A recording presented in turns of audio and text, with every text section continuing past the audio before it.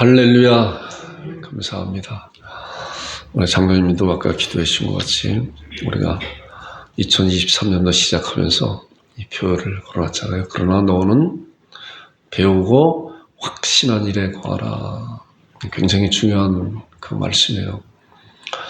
우리 마지막으로 이제 다음 주에는 다른 현수막 걸어놓을 거예요.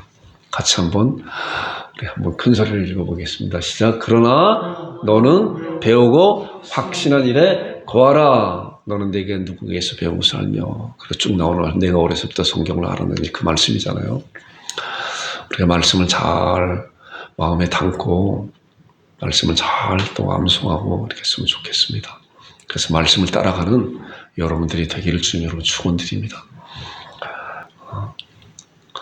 오늘은 창세기 47장 9절에 있는 말씀을 한 해를 돌아보면서 이런 제목을 가졌습니다. 지난주에는 지난주 24일 날 주일이고 또 월요일 날이 이제 성탄절이었었잖아요. 그리고 이제 화요일부터 마지막 주일날 함께 은혜를 나눌 말씀은 무엇인가 이렇게 생각을 했었는데 제가 새벽 기도하는 가운데 하나님께서 이런 말씀을 이제 주셨어요. 한 해를 돌아보면서 지나온 세월이 어떤 것이고 어디에 서 있는 것인가 이렇게 생각을 해보게 되더라고요. 그래서 오늘 이제 간증 설교를 이렇게 했으면 좋겠다는 생각을 갖습니다. 여러분들 잘 말씀을 듣고 또 함께 그 말씀으로 아멘하고 또 함께 같이 갈 수 있는 양국 참빛교회가 될 수 있도록 주님 여러분 축원드립니다. 본문에 있는 말씀을 보니까 야곱이 바로에게 아뢰되 내 나그네 길의 세월이 130년이니이다. 내 나이가 얼마 못되니 우리 조상의 나그네 길에 연주에 미치지 못하나 험악한 세월을 보내었나이다 하고 험악한 세월을 보냈다. 야곱이. 그래서 제가 조금 아까 말씀드린 것 같이 주중에 이런 생각을 해봤어요. 여기까지 왔다. 그래서 야곱도 험악한 세월을 보면서 바로 왕 앞에까지 왔다. 여기까지 왔다고 하는 것은 누가 생각을 하든 안 하든 간에 인정을 하든 인정 안 하든 간에 우리는 2023년도 12월 31일 날에 와 있는 거예요. 어느 누구도 아무리 부정한다 그래도 시간을 거슬릴 사람은 이 세상에 한 명도 없는 거예요. 우리는 여기까지 왔어요. 그러면서 제가 한 3가지 정도를 생각을 해봤어요. 그 다음에 나오는 말씀들은 아무나 생각하는 것이 아니라 우리 믿음의 사람들이 생각을 해봐야 되는 그런 것이다. 자, 나는 어디에 서 있는 것인가 곰곰이 생각을 해봤어요. 어디에 서 있는 것인가? 여러분들은 과연 어디에 서 있는 건가? 우리 양국 참빛교회는 어디에 서 있는 것인가? 그리고 나는 어디에 서 있었으며 어디를 보고 있는 것인가?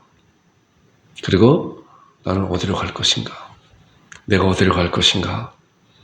여기까지 왔는데 2023년도 12월 31일까지 왔는데 나는 과연 어디에 서 있었으며 어디를 보고 어디로 갈 것인가 하는 질문을 스스로 던져보고 우리 양국 참빛교회는 지금 어디에 서 있고 어디를 보며 어디로 갈 것인가에 대한 그러한 답을 찾아보려고 곰곰이 한 주간 생각을 해봤습니다. 제 간증 설교를 통해서 함께 우리 제 인생 여정이 어떤 것이고 우리 참빛교회가 지금까지 이제 만 4년이 지나고 5년 차 이렇게 오고 있는데 과연 우리 참빛교회가 어디에 서 있었으며 어디를 보고 어디로 갈 것인가에 대한 말씀을 통해서 함께 은혜를 받는 그런 시간이 되었으면 좋겠습니다. 한 주간 그런 생각을 하면서 비장한 생각을 갖고 또한 하나님 앞에 결심과 결단하는 시간을 이렇게 가져봤습니다.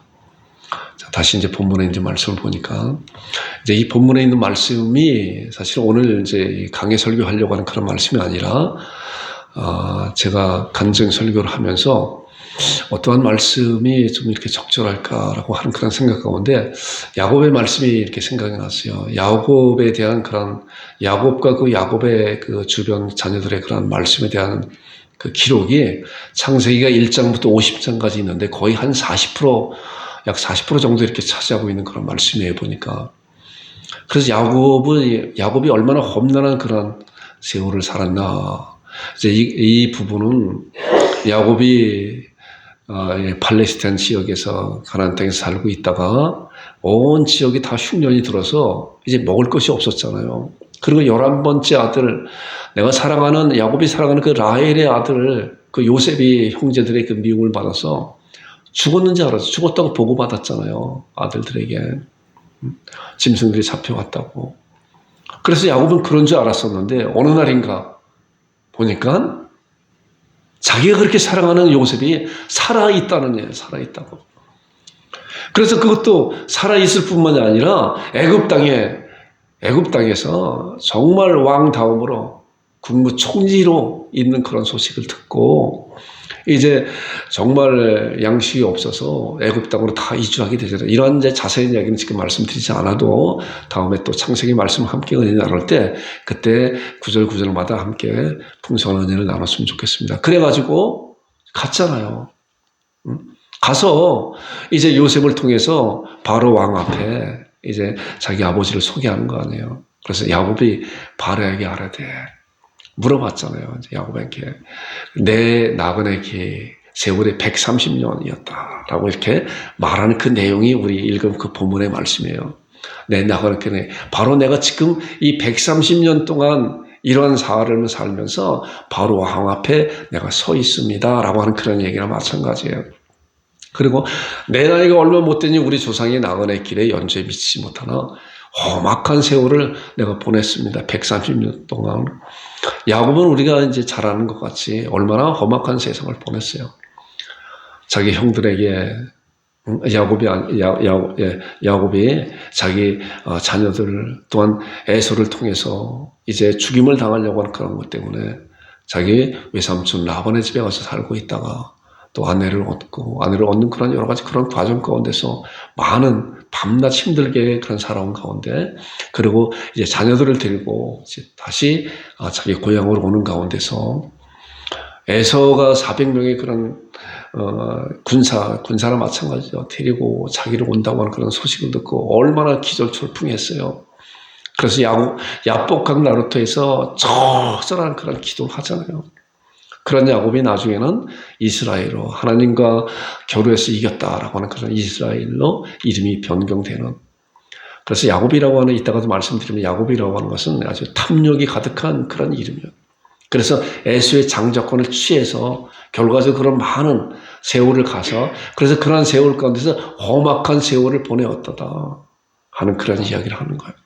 그리고 이제 17년이라고 하는 그런 세월을 지나고 난 다음에 그러나 이 야곱은 어떤 신앙을 가지고 있었는 것인가? 아브라함에게 하나님께서 약속해 놓으신 그런 그 약속을 이삭에게 아들 이삭에게 전수가 됐고 이삭을 통해서 이제 야곱에게도 전수되는 그런 말씀을 우리가 이런 말씀을 통해서 엿볼 수가 있어요. 자, 47장 29절 30절에 보게 되면은 이제 야곱이 죽을 날이 이제 가까웠어요. 17년이 지난 후에 이제 이 말씀 보니까 이스라엘이 죽을 날이 가까우면 이스라엘이 누구냐고 하면 야곱이라고 그랬어요. 지금 말씀드린 것 같이 야복강 나루터에서 하나님과 교류에 이겼다라고 하는 그런 말씀에 대한 이름으로 야곱이 아니라 너는 이제 이스라엘이다. 그래서 하나님 앞에 전적으로 의뢰하고 의지한 그런 이름이 이스라엘이라고 하는 그런 이름이에요. 가까움에 그의 아들 요셉을 불러 그에게 이르되 이제 내가 내게 은혜를 입었거든 청하노니 내 손을 내 허벅지에 놓고 허벅지에 넣어서 맹세한다고 하는 것은 절대적인 그런 명세야. 꼭 지켜야 된다고 하는 그런 맹세죠. 이내와 성실함을 내게 행하여 애굽에서 나를 장사하지 아니하도록 하라.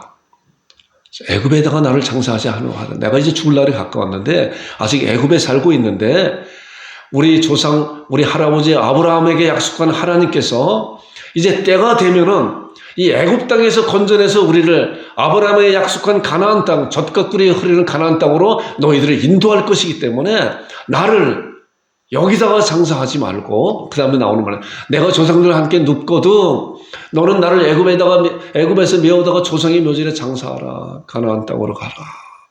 라고 하는 그런 것을 해서 요셉이 이르되 내 아버지의 말씀대로 내가 행할 것입니다. 라고 단단히 맹세하고 약속했잖아요.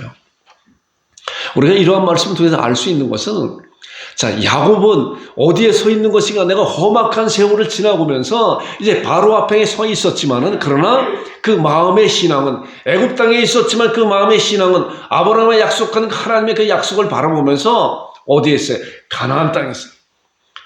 죽음이 임박하였어도 자기 자녀에게 나를 여기다 묻지 말고 내 뼈를 가나안 땅으로 가라. 내가 되면은. 그랬어요.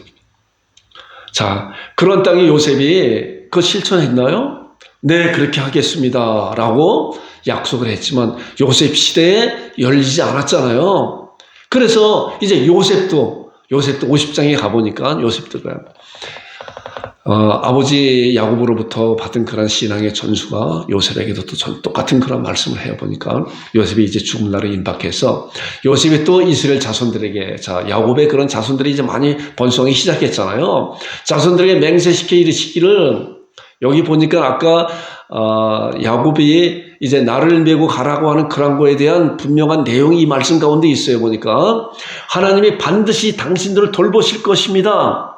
요셉이 그 자손들에게 말하는 거야. 수많은 자손들이 이제 퍼지기 시작했잖아요. 요셉도 자기 아버지 야곱과 똑같이 이제 하나님께서 반드시 당신들을 돌봐서 이곳에서 사는 것이 아니라 너희들을 인도해서 애굽 가나안 땅으로 옮길 것이다. 그때가 되면은 나도 마찬가지로 당신이 여기서 내 해골을 메고 올라가라 하라 하였더라. 이런 것을 보니까 이들의 갈 길이 분명히 당시에 열리지 않았어도, 죽음에 임박해서 죽었어도 그것을 소망하면서 갔다는 그런 사실을 야곱과 아브라함의 약속한 그 약속이 이삭을 통해서, 야곱을 통해서, 요셉을 통해서, 그리고 그 이후에 나오는 자손들의 여러 자손들을 통해서 약속이 돼서 이제 때가 되어서 모세로 말미암아 애굽에 살고 있었던 이스라엘 백성들이, 그 민족들이 거기서 구출하면서 가나안 땅으로 가게 되잖아요. 이러한 것을 보면서 이것이 믿음으로 야곱과 아브라함도 그랬고 이삭도 그랬고 야곱과 요셉도 마찬가지로 기록된 말씀을 통해 보니까 하나님께서 약속된 그 약속은 분명히 때가 되어서 이루어질 것이라고 하는 그런 길을 바로 보셨다고 하는 거예요. 다시 한번 이제 보겠습니다. 우리 여기까지 왔잖아요. 과연 우리 양국 참빛교회는 여러분들과 저는 어디에 서 있는 것이며 또 어디를 보고 어디로 갈 것인가. 분명한 목적이 있어야 되는 거예요. 이 말씀 보니까 우리는 과연 어디에 서 있는 것이고 어디를 보고 동서남북 어디를 보는 것인가. 세상을 보는 것인가, 하나님의 약속된 말씀을 보는 것인가. 그리고 우리는 세상을 따라갈 것인가, 우리의 그런 경험을 따라갈 것인가, 하나님의 약속된 말씀을 따라갈 것인가. 이것은 야곱과 요셉과 같이 말씀을 따라 가는 그러한 여러분과 제가 되기를 주님으로 축원드립니다. 제가 제 간증을 이제 잠깐 이렇게 인생 여정을 이렇게 잠깐 말씀을 드릴게요. 뭐 이런 말씀을 다 이렇게 드리려고 하면은 뭐 몇 시간도 이렇게 모자랄 것 같은데 그냥 핵심적인 그런 말씀만 드리겠습니다. 저는 여기 양곡에서 이제 태어났잖아요. 이쪽에서 태어나서 유년 시절 이곳에 자랐고 초등학교도 1961년도에 초등학교 1학년 들어갔어요. 제가 이제 그걸 잊어먹지 않는 거가 항상 그 학교에서 조회하게 되면 1961학년도 그때 어린 나이에 1학년도 뭐 내 1학년도인데 또 62년도 되면 2학년도 그래서 그런 것이 잊어먹지 않아요. 그래서 1967년도 2월 달에 이제 졸업을 하게 되죠. 유아 시절에도 이제 양곡 제일교회를 다녔던 생각이 이렇게 나요. 또한 초등학교 시절도 제가 이제 교회를 다녔다고 하는 이제 그런 거에 대해 여러분들 이해해 주시기 바랍니다. 그때 그랬었기 때문에 사실은 교회를 섬기는 거죠. 이제 그렇게 다녔었어요. 주일날 그때 생각나는 거가 이제 그때만 해도 분반 공부 시간에는 요절도 하고 또 출석 부르고 또 헌금 이렇게 내주고 그랬잖아요. 우리 앞에 집에 이제 장로님 그 아들들이 같이 이제 다니고 이제 그랬었는데 그때만 해도 분반 공부 시간이 뭐 이런 장의자가 아니라 그냥 바닥에서 했기 때문에 여기 저기 해서 이렇게 옹기종기 앉아서 이렇게 하잖아요. 그래서 선생님께서 이름 부르고 요절 이제 암송하고 또 헌금 내고 이제 그러잖아요. 그리고 이제 그 반 이름을 이제 그런 것 같아요. 예수님의 12제자의 이름을 뭐 야고보, 요한, 뭐 베드로. 저는 이제 베드로 반이었어요. 베드로 반. 잊어먹지 않아요. 베드로 반이었었어요. 근데 헌금할 때 저는 헌금을 이제 가져가지 못했는데 그것이 아직까지 기억이 나는 거가 그 장로님 아들은 그때 10원인가 이렇게 되는 것 같아요. 10원인가. 그것이 그렇게 부러웠었어요. 이제 그래서 그런 이제 그 유년 시절을 보내고 제가 우리 아버님, 어머님, 스라의 이제 7남매 중에서 누이가 우위로 셋이고 제가 그래서 아들은 맏아들이 첫 아들이 됐죠. 그리고 밑에 또 여동생이 있고 또 그 밑에 남동생 둘, 그래 7남매 중에서 아들로서는 맏아들이지만은 자녀들로서는 네 번째에 있어요. 그래 1967년도 당시만 해도 굉장히 이제 어려운 그런 시절이었었잖아요. 제가 어려운 시절에 태어나고 또 어렸을 적이기 때문에 어려운 시절인지 몰랐죠. 지금 와서 생각해 보니까 얼마나 많은 어려운 가운데 있었어요. 초등학교 때 그런 생각이 나요. 그 당시에 있었던 뭐 아이들은 거의 다 그랬던 것 같아요. 저도 미군 차 지나가게 되면 쫓아가면서 헬로 잡차, 뭐 영어도 모르니까 그런 뭐 쪼그레트 이렇게 주고 하는 그런 그것 때문에 그렇게 쫓아다녀서 그렇게 했었던 그런 기억들이 이렇게 나요. 우리나라가 얼마나 어려운 시대를 이렇게 지나갔는가. 그리고 베이비 붐 세대라고 해갖고 이제 그 시대에 50년대, 60년대 초에 이제 태어난 그 아이들이 얼마나 많은지 몰라요. 그리고 항상 치열한 경쟁 가운데 있는 거예요, 보니까. 제가 초등학교 다닐 때도 우리 반에 거의 한 70명, 80명 한 반에, 그리고 남자 반 둘, 여자 반 둘, 그래서 여기 양천, 묘원 소재지였었는데 작은 그 저기에도 그렇게 아이들이 많아가지고 그랬어요. 약 한 250명 이상 되는 아이들이 같이 한 학년에 그랬어요. 한 학년에. 근데 전 학년 따지기는 얼마나 많아요. 뭐 1,500명, 2,000명 이렇게 되는 이제 그랬었는데 그런 가운데 이제 살다 보니까 당시 중학교 들어가려도 중학교도 시험 보고 들어갔잖아요. 치열한 뭐 경쟁이죠. 서울로 가게 되면. 그래 당시 우리 부모님께서 그래도 첫 아들이라고 기대를 많이 이제 하시고 저를 이제 서울 학교를 이제 이렇게 보냈는데 나중에 철들고 보니까 저 때문에 우리 형제들이 얼마나 많이 힘들어하고 손해봤나 그런 생각에 우리 형제들에게 굉장히 미안한 감을 이렇게 많이 생각을 하게 돼요. 그래서 서울로 이제 하게 돼요. 그때만 해도 서울 학교 이제 하게 되면 무슨 뭐 5대1, 10대1 막 그랬어요. 제가 들어가는 학교도 5대1, 5.4대1이라고 이제 그러고 했었는데 어찌하든 간에 학교를 이제 들어갔어요. 나중에 보니까 학교에서 이제 합격하고 그 책을 내주잖아요. 책을 내주는데 성경책하고 또 찬송가를 가방에 갖고 다닐 수 있도록 작은 걸 이렇게 내주더라고요. 그래서 나중에 보니까 그 학교가 장로님이 설립자시고 또 성결교 재단에 이제 속해 있는 이제 그런 학교였었어요. 그래서 학생들에게 이제 성경과 찬송가를 주고 또 각 학년 반별마다 이제 종교부장을 세웠어요. 그때만 해도 우리 학교가 1학년이 1번부터 10반, 10반까지 있었어요. 각 학년들이 그렇게 많았어요. 그렇게 사람들이 많았었어요. 그래서 이제 중학교 시절은 또 그렇게 지내고 또 공부하기 전에 매일같이 공부하기 전에 찬송하고 또 기도하고 종교부장이 있어서 그렇게 했었던 그 학생 시절을 지내고 처음에는 이제 몇 개월 동안 모래내라고 하는 그런 곳에서 이제 친구 누님네서 이렇게 살고 있다가 거기서 차가 굉장히 학교 다니기 굉장히 복잡했잖아요. 힘들었었어요. 그런 가운데 한 몇 개월 살다가 이제 학교 근처로 공덕동, 마포 공덕동, 학교는 이제 서대문구 만리동이지만은 서대문구나 마포는 거의 경계선에 있기 때문에 공덕동에서 이제 이렇게 우리 누님과 자취를 하면서 학교를 다니기 시작을 했죠.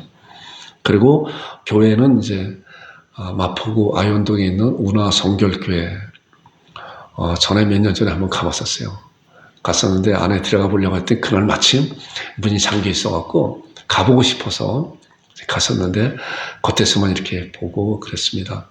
옛날 모습이 이제 길이 확장이 되어서 앞이 이렇게 다 이렇게 잘려 나갔더라고요. 그래도 예배당은 그곳이 그냥 있어요. 보니까 나중에 또 언제 기회가 되면 한번 가보고 싶어요. 안에 어떻게 변했는가.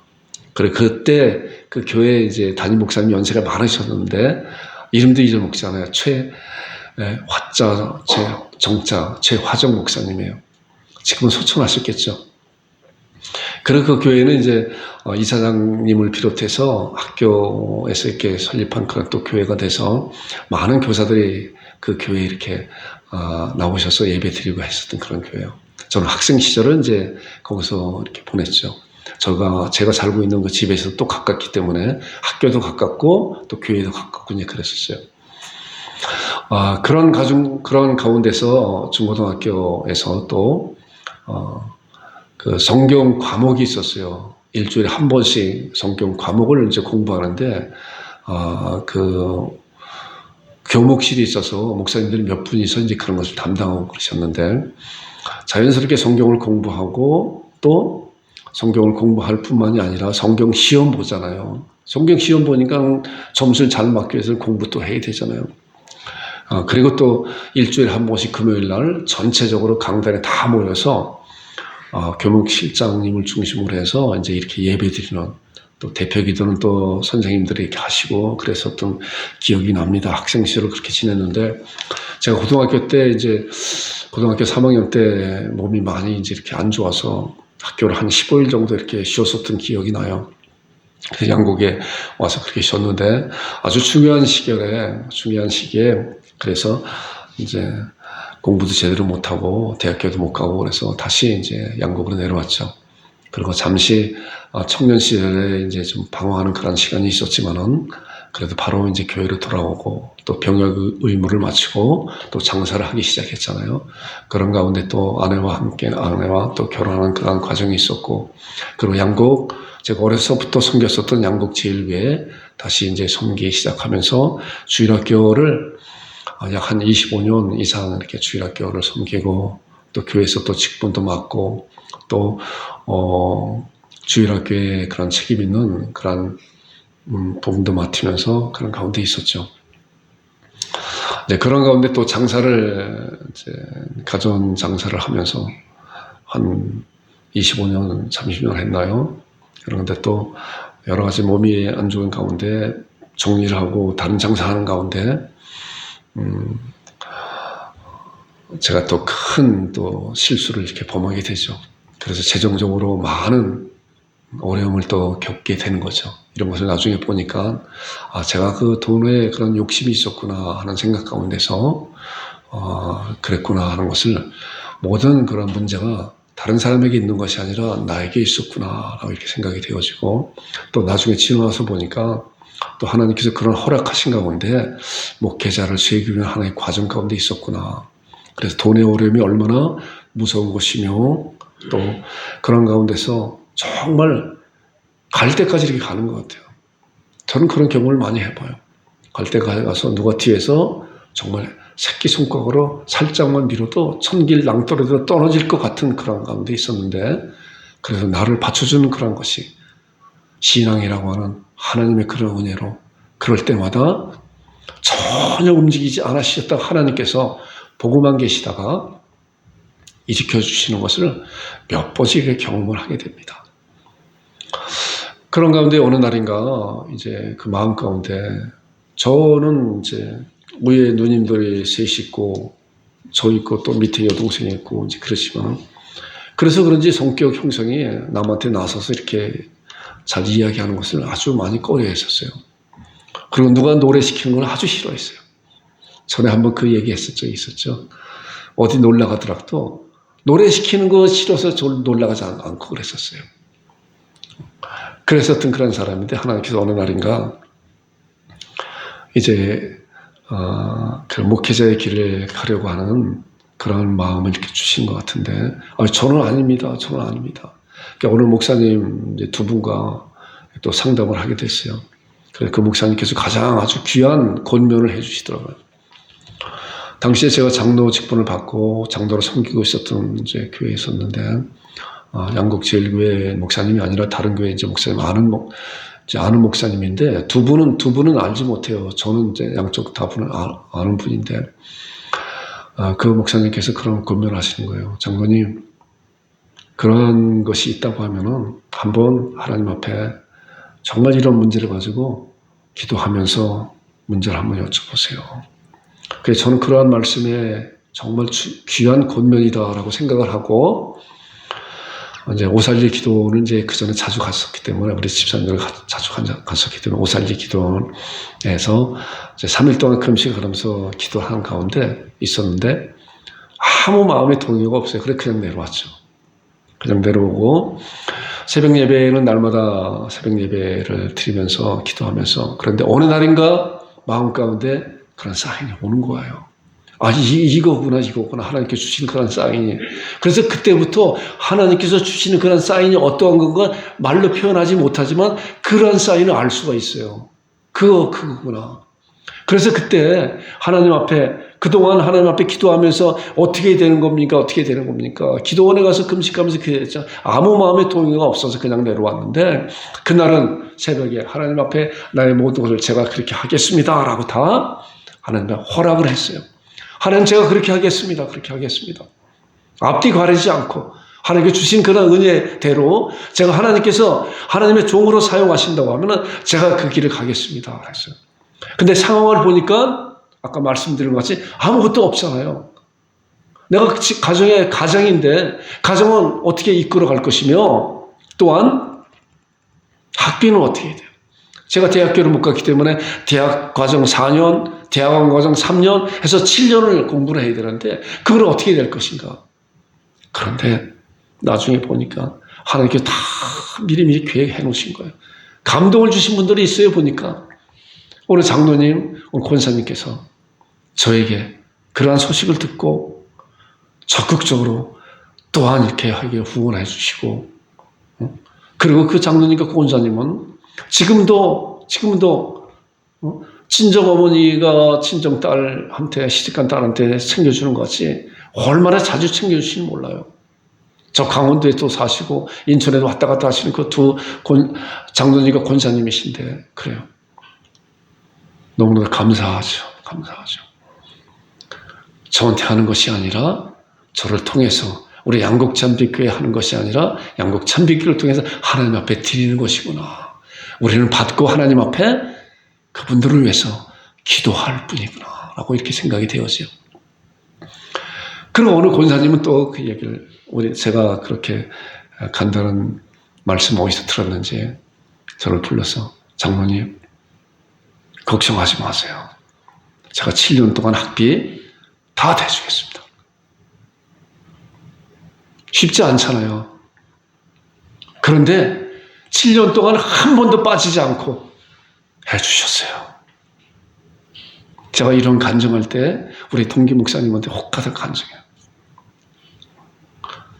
정말 한두 번 할 수 있어요. 1, 2년 할 수 있어요. 근데 7년 동안 그렇게 해주신 거예요. 처음에는 저도 많이 주저했어요. 그런데 전화가 왔어요. 왜 연락 안 하시냐고. 나중에 마음을 바꿔먹었어요. 아까 말씀드려가지. 아, 저 권사님이 나를 통해서 하나님 앞에 드리는 거구나. 그렇기 때문에 내가 오히려 주저하는 것은 그분이 하나님께 드리는 것을 내가 막는 꼴이 되는 거구나 라고 생각을 바꿔나니까 그 다음부터는 그분한테 등록금 나오게 되면 전화해서, 그러면 나온 것보다 더 통장으로 입금시켜서 그렇게 지나왔어요. 그리고 이제 신학대학 과정 가운데서 서울에 있는 두 교회의 전도사 사역을 이제 감당을 하게 되죠. 그리고 대학원 졸업을 하고 또 대학 졸업하는 그런 가운데 이제 하나님께서 말씀을 정리를 해주시는 거예요. 왜 너를 목회자로 세우겠는가 하는 그런 생각을 저에게 심어주세요. 그리고 말씀을 준비해 주시더라고요. 저는 아까 말씀드린 것 같이 주일학교 교사로서 아이들을 가르치고 있는 그런 가운데에서도 제가 스스로 저의 신앙을 이렇게 바라봤을 때 뭐가 잘못됐구나. 나는 하나님 앞에, 내가 스스로 조용히 있을 때 하나님 앞에 제가 제 자신에게 물어봐요. 그런데 나는 아닌 것 같아요. 보니까 하나님의 말씀이 얼마나 무서운 말씀이 있어요. 고린도후서 13장 5절에 너희가 믿음에 있는가 너희 자신을 시험하고 너희 자신을 확증하라. 예수 그리스도께서 너희 안에 계신 줄 스스로 알지 못하느냐. 그러면 너희 버리온 자라고 하는 그런 말씀 가운데서 저는 섬찟하는 그런 생각이 드는 거예요. 내가 교회를 섬기고 아이들을 가르치고 있는데도 나는 내 자신을 말할 때 뭐가 잘못됐구나 하는 거예요. 마태복음 7장 21절에 그 말씀 아니에요? 주여 주여 하는 자만 다 천국에 들어갈 것이 아니요 다만 하늘에 계신 내 아버지의 뜻대로 행하는 자를 들어가리라. 그날에 많은 사람들이 나더러 이르되 내가 주의 이름으로 선지자 노릇하며 귀신 쫓아내며 많은 권능을 행하지 아니하나이까 주님께 말씀하고 있는 거 아니에요? 그런데 주님께서 불법을 행하는 자는 내게서 떠나가라 이런 거예요. 그렇기 때문에 교회는 알곡과 가루지가 있다고 하는 그런 말씀 가운데서 저는 얼마나 많은 고민을 했는지 몰라요. 이미 교회에서는 집사로서 교사로서 저를 인정해주고 있었는데 누구한테도 물어보지 못했어요. 누구한테도 물어보지 못해요. 어느 날인가 장사하면서 서울에 가서 한번 어느 교회에 가서 물어봤었는데 그날이 월요일인데 월요일 날은 목사님들이 다 쉬는 날이더라고요. 그런데 어느 날인가 말씀을 통해서 그런 문제를 가지고 공부하는 저 말씀을 통해서 묵상하는 가운데 하나님께서 저는 그날을 잊어먹지 않아요. 그날을 잊어먹지 않아요. 사도 바울이 다메섹 도상에서 부활하신 예수 그리스도를 만난 그날을 잊어먹지 않는 것과 같이 저도 그날을 잊어먹지 않아요. 왜냐고 하면은 교회 생활 한다고 하면서 얼마나 많은 그런 가운데 있었는가라고 이렇게 생각할 때 그래요. 성경 말씀 가운데 믿음의 자녀들이 크게 두 가지예요. 사도 바울과 같은 그렇게 나중에 주님을 만난 그런 자들이 있고 디모데와 같이 태중에서부터 주님을 만난 그런 놀라운 그런 은혜가 있는 그런 자들이 있어요.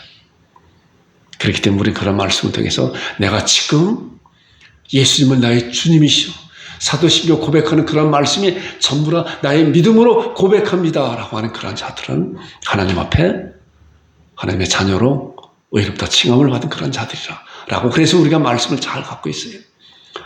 저는 그런 것을 지나고 나서 하나님께서 눈을 열어주셔서 예수님께서 십자가상에서 돌아가신 그런 놀라운 사실을 고린도전서 15장 45절까지 실제로 나오는 그런 말씀을 통해서 분명히 열어주셨어요. 첫사람 아담은 산양이 되었다 같이 마지막 아담은 살려주는 양이 되었다 라고 하는, 그리고 첫사람 아담은 땅에서 났고 둘째 사람은 하늘에서 났다라고 하는 그런 단화적인 말씀을 통해서 말씀에 확 이렇게 풀어졌어요.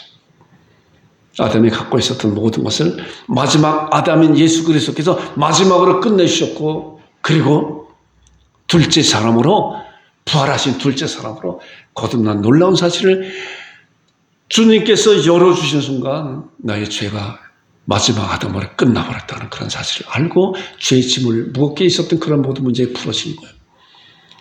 그래서 하나님께서 이러한 말씀을 통해서 이런 나를 목회자로 가기 위한 그것이었구나. 그래서 제가 신학 공부를 하면서 또한 신학대학원 이제 3년 과정을 마치면서 복음 전도에 대한 그런 말씀을 하나님께서 내가 그동안 고민했었던 그런 문제를 하나님께서 풀어주신 그런 놀라운 사실을 잘 정리해봤어요. 그리고 졸업하고 목사 안수를 받고 이제 또 검단의 하늘 정원교회에서 3개월 동안 협동 목사로서 사역을 하다가 또 우리 목사님한테 굉장히 많은 목회 지도를 받았어요. 짧은 시간이지만 많은 지도를 받았어요. 얼마나 목회 하는데 큰 힘이 되는지 몰라요. 정말 이 시간을 통해서 정말 감사를 드려요. 그리고 이제 집에서 예배 드리게 됐잖아요. 저와 아내와 우리 큰딸 3명이서 4년 동안 집에서 예배 드리면서 어떻게 기도했겠어요? 하나님 예배당 달라고 기도했잖아요. 여기 보이지 않았어요. 눈에 보이지 않은 다른 곳을 통해서 기도했잖아요. 그런데 어느 날인가 때가 되니까 하나님께서 이것을 보여주시는 거예요. 이것이다라고. 다 과정 말씀드리지 않아도. 그래서 여기서 계약을 하고 3개월 동안 수리하고 그리고 여기서 이제 설립 예배를 드렸잖아요. 2019년도 10월 26일 날 예배를 드리고 하나님께서 양국 참빛교회 이것을 통해서 내가 그동안 고민하고 했었던 문제를 해결하고 이제 내가 하나님께서 너를 목회자로 세운 가장 큰 목적 중에 한 부분에 대해서 잘 정리해서 양국 참빛교회를 통해서 이제 하라라고 했는데 어땠어요? 코로나 뭐라 그러죠? 19라 그러잖아요. 처음에는 우한 폐렴이라고 그랬나요? 그랬다 세계적으로 공식 명칭으로 코로나19는 뭐야? 2019년도에 발생한 코로나 전염병이라는 얘기 아니에요. 10월 26일 날 설립 예배 드리고 얼마 있다가 11월 달인가요? 12월 달인가? 코로나가 발생이 돼서 불과 한두 달이면 끝나겠지 생각했는데 거의 3년 이상, 지금도 마찬가지로 아직 코로나의 그런 잔병들이 있잖아요. 그런 험한 파국 가운데, 험한 세월 가운데 우리 양곡찬빛교회가 이렇게 지나왔어요. 그동안 그런 가운데서 수많은 교회가, 우리 대한민국의 10,000교회 이상 되는 교회가 다 문을 닫았다는 거예요. 그러면서 이런 생각이 들어요. 자, 디모데후서에 보면은 사도 바울이 이제 아까 야곱과 모세비 마지막 때에 말씀한 것 같이 사도 바울의 디모데후서 4장에 이 말씀이요. 전제와 같이 내가 벌써 부어지고 나의 떠나갈 시간이 가까웠다. 사도 바울도 이제 죽음에 직면했다. 스스로 이제 알게 되잖아요. 이제 내가 다 됐다. 그런 가운데 뭐라고 말씀하면 7절에 보니까 나는 선한 싸움을 싸우고 나의 달려갈 길을 마치고 믿음을 지켰다. 자, 사도 바울의 갈 길이 뭐예요? 과정을 말씀하고 있잖아요. 과정 가운데 그 길을 마쳤다. 이제 내가 떠날 시간이 이제 됐다. 하나님께서 나를 부르시는 그날이 되었다. 이제 가까웠다. 그런데 내가 이 과정을 보니까, 뒤돌아보니까 내가 선한 싸움을 싸우고 나의 달려갈 길을 마치고 믿음을 지켰다. 달려갈 길을 마치고 이제 믿음을 지켰다. 저와 여러분들과 우리 양곡찬빛교회는 이제 달려가야 되는데 사도 바울은 이미 달려가고 믿음을 지켰는데 무슨 믿음을 지켰나? 어떻게 달려갔나? 구체적으로 어떻게 달려간 거예요? 사도 바울이 뭘 달려갔어요? 그것이 사도행전 20장 24절에 나오는 말씀이에요. 보세요. 잘하는 말씀이에요. 제가 말씀 많이 인용하는 말씀이에요. 내가 달려갈 길, 사도 바울이 내가 달려갈 길과 이제 달려가는 그런 과정 가운데 있는 거야. 조금 아까 디모데후서에 나오는 말씀이 이제 달려가서 믿음을 지켰다. 이제 마지막 때가 됐다. 내가 생명이 떠날 때가 됐다. 근데 그 달려갈 길이 무엇인가 봤더니 내가 달려갈 길과 주 예수께 받은 사명, 곧 하나님의 은혜의 복음을 증거하는 일을 마치려 하면은 나의 생명도 조금 더 귀한 것을 여기지 아니하였다. 사도 바울이 달려갈 그 길이 뭐예요? 복음 증거예요. 갈라디아서 6장 14절에 보니까 거기에는 내가 십자가 외에는 결코 자랑할 것이 없다라고 사도 바울이 예수님을 만나고 난 다음에 그 이후로 했었던 모든 달려갈 그 길은 바로 복음 전도라. 우리는 여기까지 왔잖아요. 저나 여러분의 양곡찬빛교회 여기까지 왔어요. 근데 우리가 이제 달려갈 길이 그 목적이, 그 목표가 어디인가? 우리는 이 말씀 가운데서 사도 바울 말씀 가운데 우리는 찾아봐야 돼요. 제가 여러분들한테 권면하고 또 여러분들한테 부탁하고 하는 그런 것은 즉흥적으로 생각해서 말씀드리는 것이 아니에요. 하나님께서 이제 그런 은혜를 주세요. 먼저 이곳에 목회자로 세운 그런 목사에게 하나님께서 은혜를 주시오. 또 간구하는 가운데 몇 달 전부터 제가 여러분들 태신자를 위해서 마음에 품고 기도하세요. 또 때가 되면 하나님께서 말씀을 준비하고 하나님께서 그런 기회를 주실 것입니다. 그래서 내년도에는 달력에도 기록했지만 너희는 온천에 다니며 만민에게 복음을 전파라. 이런 말씀이 갑자기 생각난 것이 아니라 몇 달 전부터 하나님께서 은혜를 주시고 이제 우리 양곡찬빛교회 기로에 서 있다. 너는 지금 어디에 서 있으며 어디를 바라보며 어디를 갈 것인가? 우리 양곡찬빛교회 성도들 또 저도 마찬가지로 어디를 갈 것인가 하는 거예요. 자, 2024년도 우리 양곡찬빛교회 이제 내리 2024년도 아니에요. 달려갈 길이 어디인가? 여러분은 어디라고 생각하세요? 어느 길을 가야 돼요? 저는 굉장히 중요한 그런 시점에 있다고 제가 생각을 해요. 저 스스로도 우리 양곡찬빛교회도 우리 4년 동안이라고 하는 그런 험한 세월을, 야곱이 험한 세월을 지나왔습니다. 130년 동안. 우리 양곡찬빛교회도 험한 세파를 지나왔습니다. 이제 때가 되어서 우리의 갈 방향과 갈 길과 갈 목적이 어디인가? 사도 바울이 고백한 것 같이 내가 달려갈 길과 주 예수께 받은 사명 곧 하나님의 은혜의 복음을 증거함에 있어 자기 생명도 조금 더 아끼지 아니었다는 그런 말씀과 같이 우리 양곡 참빛교회 달려갈 길이 여호와예요. 제가 아까 한 주간을 생각하면서 비장한 마음 가지고 결단하는 그런 마음을 결단의 시간을 가졌다고 했잖아요. 여러분들도 정말 이러한 마음, 이러한 비장한 생각을 가지고 나는 과연 어디에 서 있는 것이며 내가 달려갈 길이 무엇인가? 우리 양곡 참빛교회 지체로서 내가 달려갈 길은 무엇인가? 양곡 참빛교회 지체로서 또한 내가 해야 될 일은 무엇인가? 곰곰이 생각하면서 사도 바울이 달려간 것 같이 그리고 마지막 때 내가 선한 싸움을 싸우고 나의 달려갈 길을 마치고 믿음을 지켰습니다.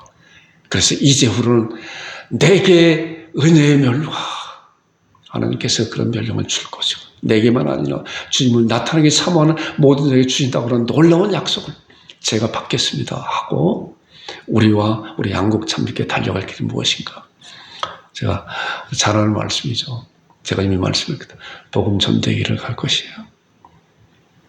이제는 저도 마찬가지로 하나님께 주신 그런 은혜를 얼마나 많이 주저했는지 몰라요.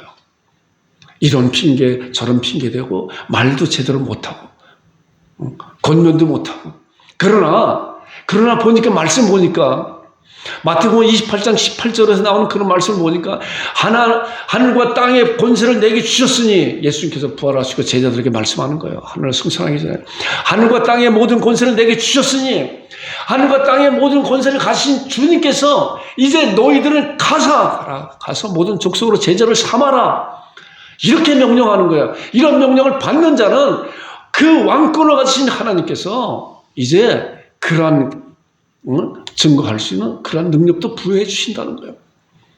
그런데 우리는 환경을 보면서 저 사람은 안 될 것 같아. 저 사람은 저래서 안 돼. 이래서 안 돼. 얼마나 저부터 그랬어요. 그런데 이제 비장한 마음을 가지고 결단하는 마음을 가지고 제가 순종했습니다. 너는 배우고 확신한 일에 거하라. 거하는 것만 행동으로 거하라.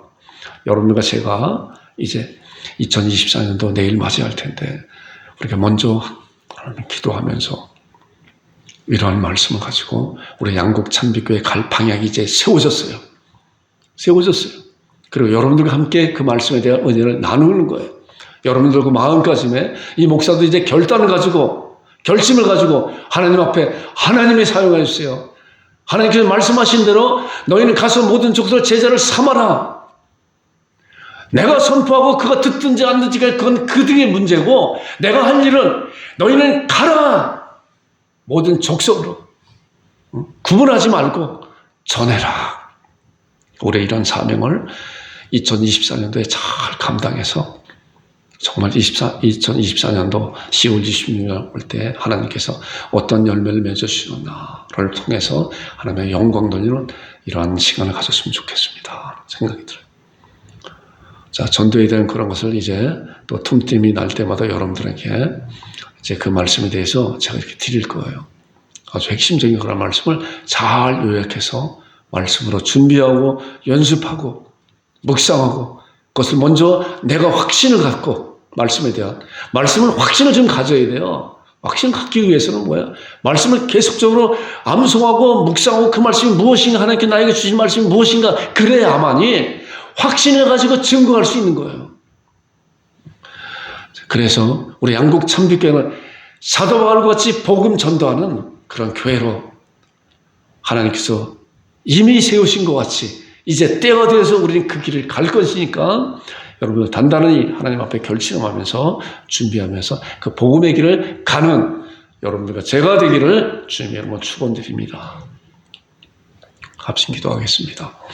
말씀에 서게 하여 주옵소서. 복음 전도의 길을 달려가게 하소서. 걸어가는 것이 아니라 달려가게 하소서. 대신 내 마음을 품게 하여 주옵소서. 우리 이 찬송 끝날 때까지 기도하겠습니다.